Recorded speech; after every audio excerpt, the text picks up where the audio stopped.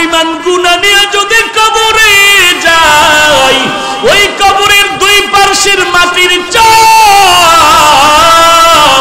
জমিন থেকে 9,30,00,000 মাইল উপরে সূর্য, ওই সূর্যের গরম সহ্য করতে পারো না রে যুবক। গুনাহগারের মাথার উপরে যেদিন সূর্যটা নেমে আসবে, সূর্যের তাপে গুনাহগারের মাথার মগজগুলো ভাতের মারের মতো ফুটতে থাকবে। ওই সময় সহ্য কেমনে করবি? একটা বেতের বাড়ি দিলে সহ্য করতে পারি না। যদি গুনাহগার হয়ে কবরে যায়, ফেরেশতাদের আঘাত কেমন করে সহ্য করব? চিন্তা ভাবনা করে দেখলাম দুনিয়ার সম্মান টাকা পয়সা কিছুই না। আজকে টুপির কারণে, দাড়ির কারণে না খাইয়ে আমরা কেউ মরি নাই, বরং আল্লাহ রাজকীয় হালে সম্মান দান করেছেন, ঠিক কিনা বলো? হাজী ইমদাদুল্লাহ মুহাজির মক্কি রহমাতুল্লাহি আলাইহি যত কিতাব খুলে দেখে কোনো লেখা নাই, সব সাদা সাদা সাদা। আবার সামনে কিতাব খুলে সাদা, কোনো লেখা নাই। এইভাবে করে করে করে করে কোন কিতাবগুলো শেষ পর্যন্ত হাজী ইমদাদুল্লাহ চলে গেলেন আবার এই ঝাঞ্ঝানো আল্লাহর ওলি নূর মুহাম্মদ ঝাঞ্ঝানবীর দরবারে গিয়া বলেন, ও ইমদাদ, লেখাপড়া কি শেষ হয়েছে? বলে, ও আমার উস্তাদ শায়েখ আমার, আপনার অনুমতি নিয়ে যত কিতাব পড়ার জন্য আমি চলে গেলাম, ওখানে গিয়ে আমি কিতাব খুলিয়া দেখলাম পড়ার জন্য। জানি না আল্লাহর কি কুদরত, একটা পৃষ্ঠার মধ্যে কোনো লেখা নাই। যেটা দেখি কেলাপ সব কিতাবগুলো সাদা সাদা সাদা। একটা কিতাব বন্ধ করি আর একটা খুলি সাদা, একটা বন্ধ করি আর একটা খুলি সাদা। এইভাবে দেখলাম কোনো অক্ষর কিতাবের মধ্যে নাই। নূর মুহাম্মদ ঝাঞ্ঝানবী চোখের পানি ছেড়ে কান্না শুরু করলেন আর বললেন, ইমদাদ, মনে হয় জানো আমার থেকেও তোর মান আল্লাহর দরবারে অনেক বাড়িয়া যাইতেছে। রে ইমদাদুল্লাহ, তোর নাম তো ইমদাদুল্লাহ। ইমদাদুল্লাহ মানে যে আল্লাহর সাহায্য পায় তাকেই তো ইমদাদুল্লাহ বলা হয়। ওরে ইমদাদুল্লাহ, তোর আর পড়ালেখার কোনো দরকার নাই। তোর অন্তরটা আমার মাওলার জন্য এত পাগল, আর লেখাপড়া লাগবে না। আমার আল্লাহ তোর দিলের তামান্নার উপরে আমার আল্লাহ এত রাজি হয়ে গেছেন। আল্লাহর কাছে দোয়া করি, আল্লাহ যেন ইলমের নূর তোর সিনার মধ্যে ঢেলে দেয়। লেখাপড়া লাগবে না। আল্লাহ যদি কবুল করে 12 বছরের জ্ঞান আল্লাহ ঘুমের মধ্যে অন্তরে দিতে পারে কি পারে না? ইলমে রায় জাজু করদান বেহিসাব, খলকে রাদাদান জওয়াবে বাসওয়াব। এই আল্লাহর বান্দা কাফিয়া পড়ার পরে আর পড়তে পারে না, কারণ পড়ার জন্য যে কিতাব খুলে দেখি লেখা নাই সাদা সাদা সাদা। এই ইমদাদুল্লাহ কেমন একজন আল্লাহর কুতুব! এই হাজী ইমদাদুল্লাহ আমার নবীর শানে যখন দুরূদ পড়তেন, নবীর দরুদে দাঁড়ায় যাইতেন। এই হাজী ইমদাদুল্লাহ যখন বসতেন ঘুমাইতেন, পাও দুটো বাঁকা করে বসতেন ঘুমাইতেন। কেউ প্রশ্ন করছেন, শায়েখ আপনি পাও সোজা করে কেন ঘুমান না? হাজী ইমদাদুল্লাহ বলে, জানো না রে ভাই, রশিদ আহমদ গঙ্গুহি রহমাতুল্লাহি আলাইহি কি বলেন, ওরে রশিদ, আমি ইমদাদুল্লাহ যত চেষ্টা করি পাওটা সোজা করে ঘুমানোর জন্য, আমি ডান দিকে খুলতে গিয়া ভয় পাই, আমি বামে ডা পা খুলতে গিয়া ভয় পাই, আমি সামনে পা খুলতে গিয়া ভয় পাই, আমি পেছন দিকে পা খুলতে যাই ভয়। কারণ আমি যেদিকেই তাকাই দেখি আল্লাহর নূরের তাজাল্লি, আল্লাহ তাআলার নূরের তাজাল্লি দেখতে পাই। আল্লাহর নূরের তাজাল্লির ভয় আর আদবের ভয় আমি পাও খুলে শুইতে পারি না। আমি পাও বাঁকা হয়ে বসি, পাও বাঁকা করে শুই। ইনি হলেন হাজী ইমদাদুল্লাহ মুহাজির মক্কি রহমাতুল্লাহি আলাইহি। কেমন আগুনওয়ালা বান্দা! তার সিনার আগুন লাগছে রশিদ আহমদ গঙ্গুহি রহমাতুল্লাহ আলাইহির মধ্যে। তার সিনার আগুন লাগছে উজানির কারি ইব্রাহিম রাহমাতুল্লাহ আলাইহির মধ্যে, আর উজানির কারি সাহেবের সিনার আগুন লাগছে চরমনার সৈয়দ ইসহাক রাহমাতুল্লাহ আলাইহির মধ্যে। এরে নবীর উম্মতের দল, এইটা ফুৎকার দিয়া বাতি নিভাইতে পারবি না। এই আল্লাহওয়ালাদের মিশন তাবলীগ জামাত, এই আল্লাহওয়ালাদের মিশন এই কওমি মাদ্রাসা, আল্লাহওয়ালাদের মিশন এই ওয়াজ মাহফিল। অতএব এদিকে যদি কেউ আঙ্গুল বাঁকা করে তাকাও, আল্লাহর কসম তোর চোখ দুটো অন্ধ হয়ে যাবে, তোর আঙ্গুল বাঁকা হয়ে যাবে। দেওবন্দি এই ইলমের নূর বন্ধ করতে পারবি না। ইলমের আয়া জাজু করদান বেহিসাব, খলকেরা দাদান জবাবে বাসওয়াব। আমরা দেওবন্দি দেওবন্দি দেওবন্দি বলে জিকির করি, আমরা তাবলীগ তাবলীগ বলে জিকির করি, আমরা উজানি উজানি চরমনাই চরমনাই বলে জিকির করি। টুপির কারণে সম্মান কমে নাই, বরং বেড়েছে। দাড়ির কারণে সম্মান কমে নাই, বেড়েছে। টুপির কারণে সম্মান কমে নাই, বেড়েছে। কোরআন পড়ার কারণে সম্মান কমে নাই, বেড়েছে। সার্টিফিকেট না থাকার কারণে সম্মান কমে নাই, বেড়েছে। অতএব এখন দুনিয়ার জিন্দেগি পাইলাম, আখিরাতের জিন্দেগি যেন নষ্ট হয়ে না যায়, এই জন্য গুনাহের পথেও যাই না। আজকে যদি শার্ট প্যান্ট টাই লাগাইয়া একটা হারমোনিয়াম নিয়ে রাস্তায় গান গাইতাম, কে আমার গান না শুনতো? কিন্তু না না, দুনিয়াটা কিছুই না। এখানে আসছি, ঘর পর্যন্ত যাওয়ার গ্যারান্টি কারো হাতে নাই। চোখ দুইটা বন্ধ করে তাকায় দেখলাম লেখাপড়ার জীবনে কত বন্ধু বান্ধব ছিল, আজকে নাই। লেখাপড়া খেলার মাঠে কত বন্ধু নিয়ে আড্ডা দিছিলাম, আজ অনেকেই নাই। এমন একটা দিন খবর আসবে তুমিও নাই, জমিনের মধ্যে আমিও নাই। এরে আল্লাহর বান্দা, মরণ থেকে পালানোর কোনো সুযোগ নাই। অতএব পায়ে হাত রেখে বলি, রে যুবক, পা দুটো আগায় দাও। আমি পায়ে হাত রেখে বলি, আর নবীর কাদাসরে যুবক, তোর মতো যুবক স্কুলে পড়ে, কলেজে পড়ে, নামাজ বাদ দেয় না? নাই। তোমার মতো যুবক কোটি টাকার ব্যবসা করে, হালাল খায় হারাম খায় না, অভাব নাই। তোমার মতো যুবক ব্যবসা করে, মিথ্যা কথা বলে না, অভাব নাই। তোমার মতো যুবক ড্রাইভারি করে, নামাজের সময় নামাজে দাঁড়ায় যায়, অভাব নাই। তোমার মতো যুবক সন্তান ব্যবসা করে, শ্রমিকের কাজ করে, এক ওয়াক্ত নামাজ বাদ দেয় না। বলো তুমি কেন পারবা না? চোখ দুইটা বন্ধ করে একটু তওবা করো। এরে আল্লাহর বান্দা, বালিশে মাথাটা লাগায় যখন ঘুমাও, অন্তরকে জিজ্ঞাসা কর, কত মানুষ ঘুমের ঘরেও তো মরে যায়। তোমার আমার যদি ঘুমের ঘরে আজরাইল এসে হাজির হয়ে যায়, কি জবাব দিবি রে যুবক? পা দুটো আগায় দে। আমি পায়ে হাত রেখে বলি, গুনাহের কাজ করিস না রে যুবক, তওবা কর, তওবা কর, আল্লাহর কাছে তওবা কর। আর চোখের পানি ছেড়ে কান্না করার আল্লাহকে ডাক দে, রে মালিক, আর জীবনে গুনাহ করব না রে আল্লাহ, কবরের আযাব সহ্য করতে পারবো না রে আল্লাহ,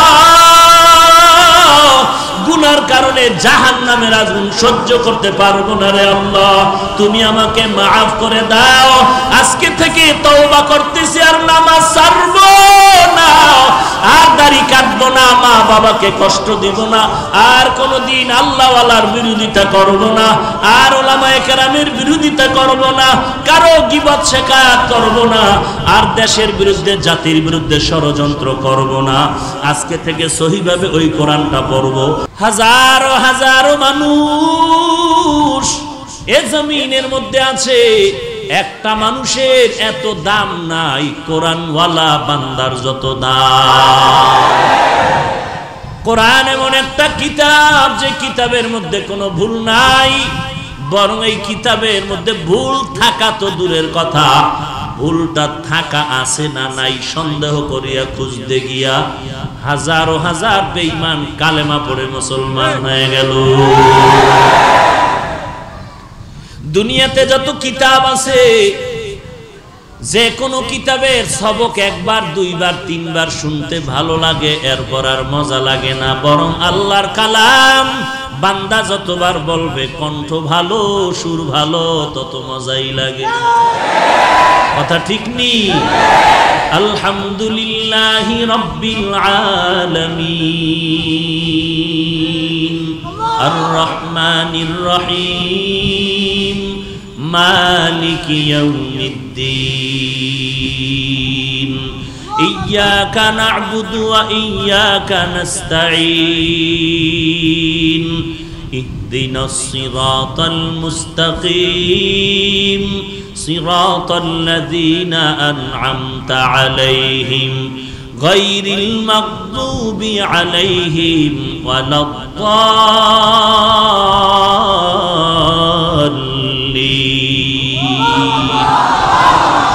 আল্লাহর কালাম যত পড়ে ততই মজা আর মজা, কারণ এই কোরআন কার? ইন্নামাল মুমিনুনা আল্লাযীনা ইযা যুকিরাল্লাহু ওয়াজিলাত কুলুবুহুম ওয়া ইযা তুলিয়াত আলাইহিম আয়াতুহু যাদাতুহুম ঈমানা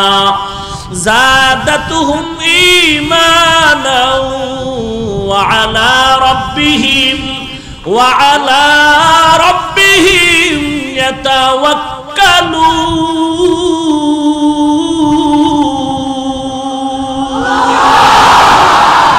ই কালামে জিন্দা কুরআনে হাকিম হিকমতে উলা ইয়াজালাসতু কাদিম জামিউল ইলম ফিল কুরআনে হাকিম তাকাসারাত আনহু আফহামুর রিজালি।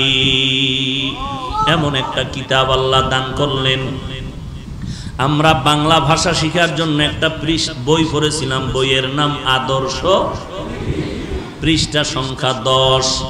এরে আল্লাহর বান্দা, আল্লাহ সবাইকে জ্ঞান দান করছেন, জ্ঞান খাটা একটু চিন্তা করে জবাব দাও। মানুষকে আল্লাহ চিন্তা করার মতো মেধা দান করছেন, করো। পশুকে আল্লাহ দান করেন নাই। এজন্য আল্লাহ বারবার বলেন আফালা তাতাফাক্কারুন আফালা তাকিলুন আফালা তুবসিরুন। একটু চিন্তা কেন করো না রে মানুষ? কাকে বলে মানুষ? যেই বান্দার হুশ আছে, তার মান আছে, এরেই বলে মানুষ। যার হুশ নাই, তার মান নাই, সে মানুষ না। যেই আল্লাহ বলেন মানুষের মতো শ্রেষ্ঠ জমিনে কেউ নাই, কোরআন শরীফের আয়াতে ওই আল্লাহ ওই কোরআনের আরেক আয়াতে বলেন অধিকাংশ মানুষ চতুষ্পদ জন্তু থেকে খারাপ। ওয়ালাকাদ যারানা লিজাহান্নামা কাসীরাম মিনাল জিন্নি ওয়াল ইনসি লাহুম কুলুবুন লা ইয়াফকাহুনা বিহা ওয়ালাহুম আ'য়ুনুন লা ইউবসিরুনা বিহা ওয়ালাহুম আযানুন লা ইয়াসমাউনা বিহা উলাইকা কাল আনআমি বাল হুম আযাল উলাইকা হুমুল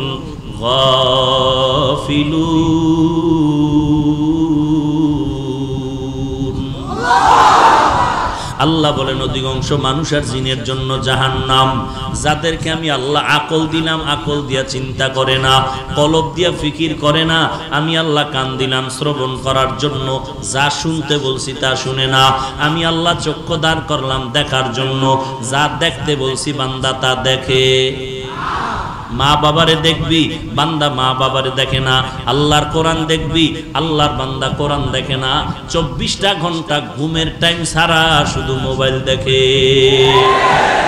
কি দেখে? কি সওয়াবের জিনিস দেখে? হ্যাঁ, এরে আল্লাহর বান্দা, আল্লাহ বলেন এমন অধিকাংশ মানুষগুলো জাহান্নামী, চতুষ্পদ জন্তু থেকে খারাপ।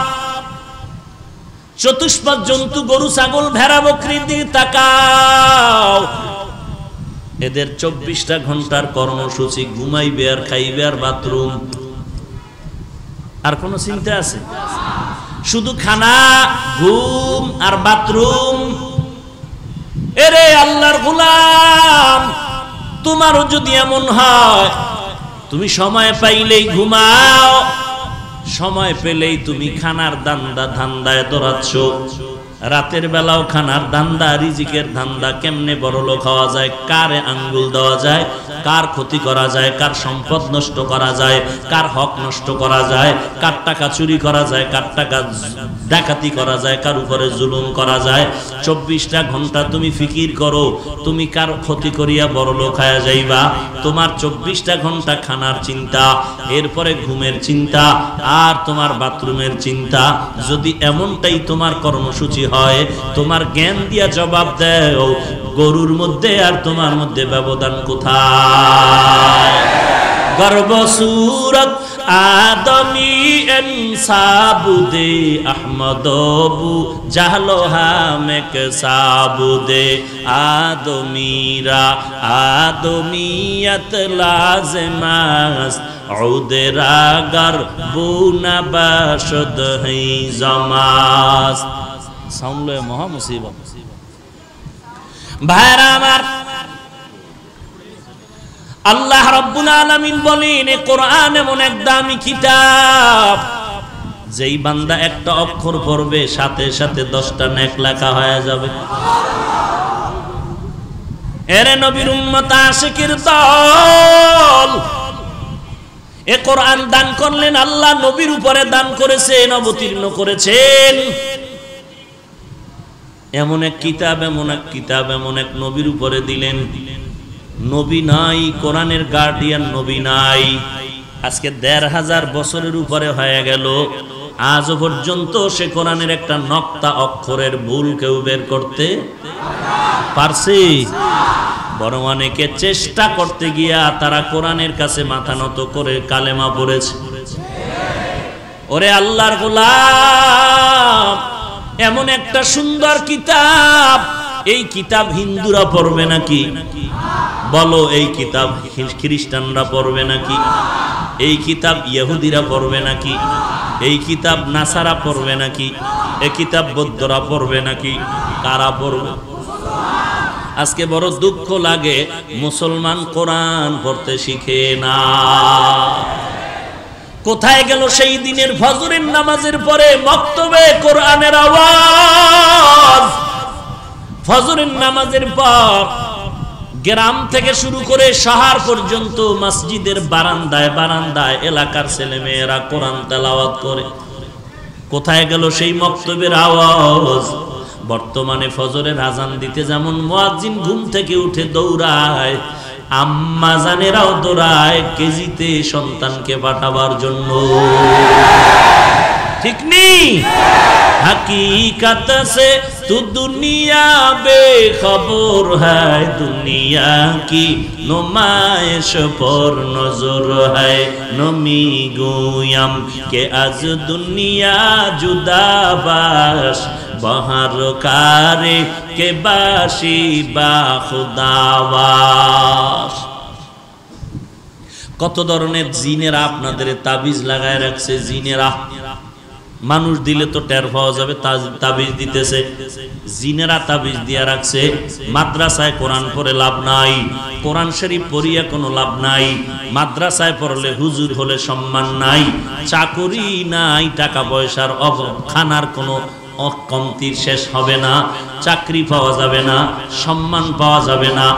আল্লাহর কসম, আল্লাহর জাত ও সিফাতের কসম, এই জমিনের মধ্যে শুধু বাংলাদেশ না, আল্লাহ তাআলা কোরআনের কারণে এত সম্মান দান করেছেন। পৃথিবীর কোন বেঈমান কোটিপতি, কোন মন্ত্রী, কোন এমপি এত সম্মানে জমিনে না। সম্মান দেওয়ার মালিক কে?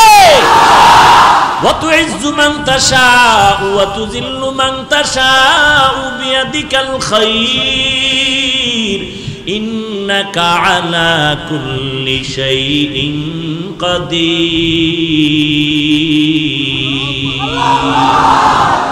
সব ক্ষমতা কার?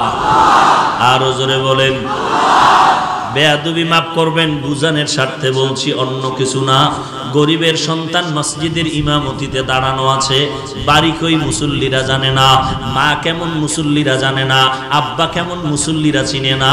ওই ইমাম সাহেব গরিবের সন্তান, লেখাপড়ার জীবনে বান্দা টাকা ছিল না, জামা কিনার টাকা নাই, লঙ্গি কিনার টাকা নাই। কত মানুষ কিতাব কিনে দিয়েছে, একটা লঙ্গি কিনে দিয়েছে। আজকে আপনাদের এই মসজিদের খতিব হয়ে গেল, এই ইমাম সাহেব যখন ইমামতির মুসাল্লায় দাঁড়ায়, পেছনে এই দেশের ঢাকার বড় দামি 5 তলা বিল্ডিং এর মালিক পেছনে দাঁড়ানো, এমপি সাহেব দাঁড়ানো, মন্ত্রী মহোদয় দাঁড়ানো। ইমাম সাহেব যখন রুকুর মধ্যে চলে গেল, পেছনের এমপি মন্ত্রী কোটিপতি রুকুর মধ্যে চলে গেল। ইমাম সাহেব যখন সেজদায় চলে গেল, এমপি মন্ত্রী কোটিপতি সেজদায় চলে গেল। ইমাম সাহেব যখন বসে পড়ল, মুক্তাদি কোটিপতিরাও বসে পড়ল। একবারও ইমাম সাহেবকে বলে নাই এমপি মন্ত্রী টাকাওয়ালা কোটিপতি, এই গরিবের সন্তান, গোটা বাংলাদেশ আমার টেলিফোনে চলে, গোটা দুনিয়া আমার অর্ডারে চলে, আমি তোর মতো গরিবের অর্ডার মানবো কেন? এমন কথা কেউ বলে নাই। কেন বলে নাই? এটাই হলো কোরআনের বড় সম্মান। তো কুজা সুন্নতে আহমদ কুজা বা মোহাম্মদ কৈবুয়ত নিসবতরা কারে শয়তা মিকুনি নামতুলি গরওলি নানুতাস্তায় বরওলি। যেই উলামায়ে কেরামের অবদান ভুলার মতো নয় রে ভাই। যেই উলামায়ে কেরামদের অবদানের কারণে এই জমিনের মধ্যে আল্লাহর জিকির চলে, কোরআনের তেলাওয়াত চলে। কথা ঠিক নেই না? তোর বাপে লইছে উলামায়ে কেরামের অবদান। যেই মা বাবায় কষ্ট করে সন্তানের লালন পালন করায় বড় করলো, ওই সন্তান বড় হইয়া যদি বলে আব্বাকে আমি চিনি না, সবাই জুতা মারবে, বলবে তোর মতো বেঈমান জমিনে আর একজনও নাই।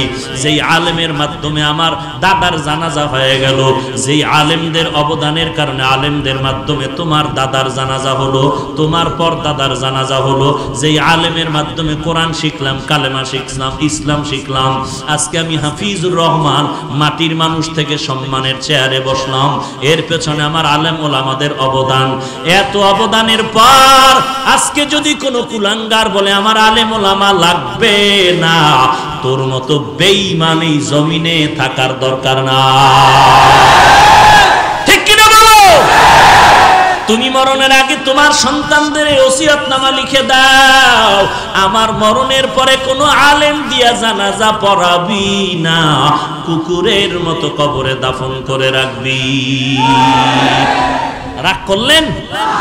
আলেমের দাম কত? এ জমিনের মধ্যে আল্লাহ ইসলামের ব্যানার ধরার জন্য 4 দল মানুষ সিলেকশন করেছেন আমার আল্লাহ। 1 নম্বরে নবীগণ, 2 নম্বরে সিদ্দিকগণ, 3 নম্বরে শহীদগণ, 4 নম্বরে সালেহগণ। আল্লাহ কোরআনে যাদেরকে বলেন সালিহিন, তাদেরকে অন্য আয়াতে বলেন সাদিকিন, অন্য আয়াতে বলেন উলামা, অন্য আয়াতে বলেন আউলিয়া। ঠিক নি? আল্লাহ পাক বলেন 4 দল বান্দার হাতে আমার ইসলামের ব্যানার দেওয়া আছে, এই ব্যানার নিয়ে আর কেউ টানাটানি করবি না রে বেঈমান, সাবধান। খবরদার, এই 4 দলের হাতে আমি ইসলামের ব্যানার দিয়া দিলাম। আল্লাহ তাআলা কোরআনের মধ্যে বলেন আমাইয়ুতিল্লাহা ওয়ার রাসূল ফাউলাইকা মাআল্লাযীনা আন'আমাল্লাহু আলাইহিম মিনান নাবিয়্যিন ওয়াস-সিদ্দীকিন ওয়াশ-শুহাদা ওয়াস-সালিহিন ওয়া হাসুনা উলাইকা রাফিকা। 1 নম্বরে নবীগণ, 2 নম্বরে সিদ্দিকগণ, 3 নম্বরে শহীদগণ, 4 নম্বরে সালেহিন, নেককার, সাদিকিন, সত্যবাদী, উলামা, আল্লাহর প্রিয় বান্দা। নবী বলেন উলামায়ে কেরাম রাসূলদের ওয়ারিস, এরা নবীর উম্মতের দল, এরা হলো আউলিয়ায়ে কেরাম। এই উলামাদের মধ্য থেকে সুফিয়ায়ে কেরাম, উলামাদের মধ্য থেকে একজন মুহাদ্দিসিনে কেরাম, কেরাম, ওলামাদের মধ্য থেকে মুফতিয়ানে কেরাম, ওলামাদের মধ্য থেকে ইমামগণ, মুয়াজ্জিনগণ, এরে নবীর উম্মতের দল। এই ওলামায়ে কেরামদের হাতে ইসলামের ব্যানার সর্বশেষ দল। এদের ছাড়া আর কেউ এই ইসলামের ব্যানার নিয়ে টানাটানি করবি না। ওলামায়ে কেরাম যেমন মসজিদের ইমাম, তেমন উম্মতেরও ইমাম। আল্লাহর নবী বলেন, আলেমদের দাম কত জানো? ফজলুল আলিমি আলাল আবেদ কা ফজলে আলা আদনাকুম। আলেমের দাম কত জানো? আমি নবীর উম্মতের সাহাবায়ে কেরামের মাঝে যেই সম্মান, উম্মতের মাঝে ওলামায়ে কেরামের সেই সম্মান। আলেমদের পিছনে নামাজ পড়তেছো, এরে নবীর উম্মতের দল। আল্লাহর নবী অন্য হাদিসের মধ্যে বলেন, ফাকিহুন ওয়াহিদুন আশাদ্দু আলা শাইতানি মিন আলফি আবিদ। 1000 বান্দা মূর্খ ইবাদত করে। কয় হাজার? 1000 বান্দা ইবাদত করে, তাদেরকে বলে আবেদ। এই 1000 আবেদের থেকেও একজন ফকিহুল উম্মার এত দাম। নবীজির সময়ে সংখ্যা ছিল সর্বোচ্চ 1000।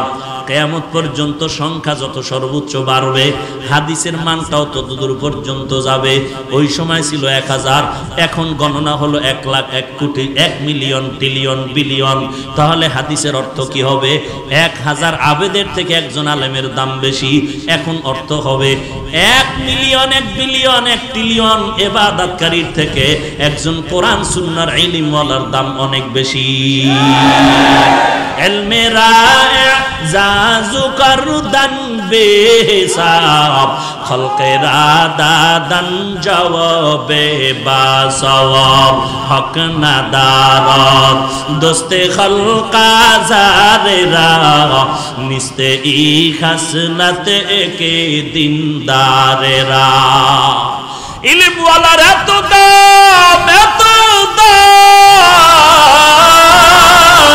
মাদ্রাসা বলে যে চিল্লাই, আমরা কিন্তু কওমের গোলামি করি না, আমরা উজানি চরমনের গোলামি করি না, আমরা তাবলীগের গোলামি করি না, আমরা দাওবন্দের গোলামি করি না, আমরা আল্লাহ তাআলার গোলাম, আমরা আখিরি নবীর উম্মত।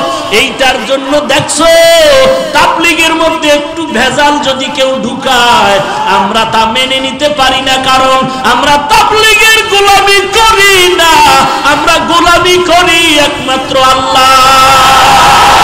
ঠিক কি না বলো? এই জন্য যে ভুল করবে, আমরা তাকে বলবো আপনি ভুলটা সংশোধন করে নেন। যদি ভুলটা সংশোধন না করেন, আমরা আপনার পক্ষে নাই। অতএব আমরা আল্লাহর গোলামি করি, তাবলীগের গোলামি করি না। তাবলীগ মানি কেন?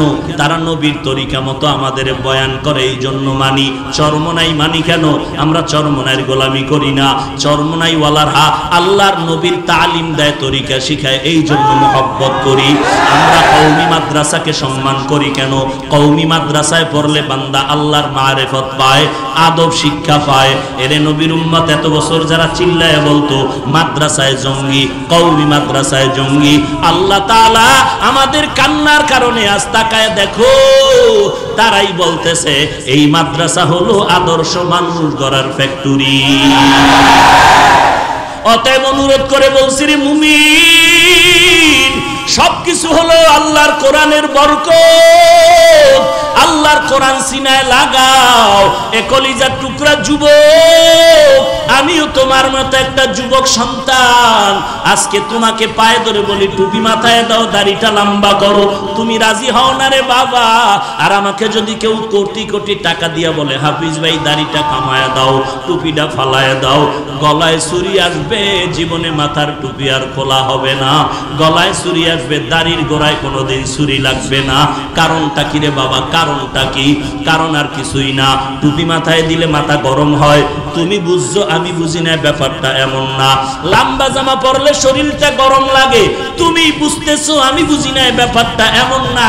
মাদ্রাসায় পড়লে না খাইয়া মরে যাওয়া লাগবে, তুমি বুঝতেছো, আমি বুঝি না, ব্যাপারটা এমন না। সবকিছু বুঝার পর কেন টুপি ফালাই না, কেন জামা ফালাই না, কেন দাড়ি ফালাই না?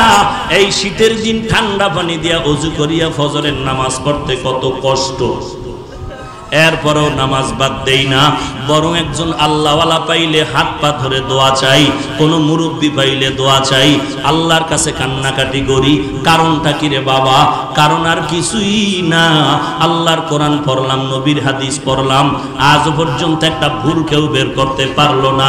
এই কোরআনের মধ্যে বলো জান্নাতের বয়ান আছে না নাই?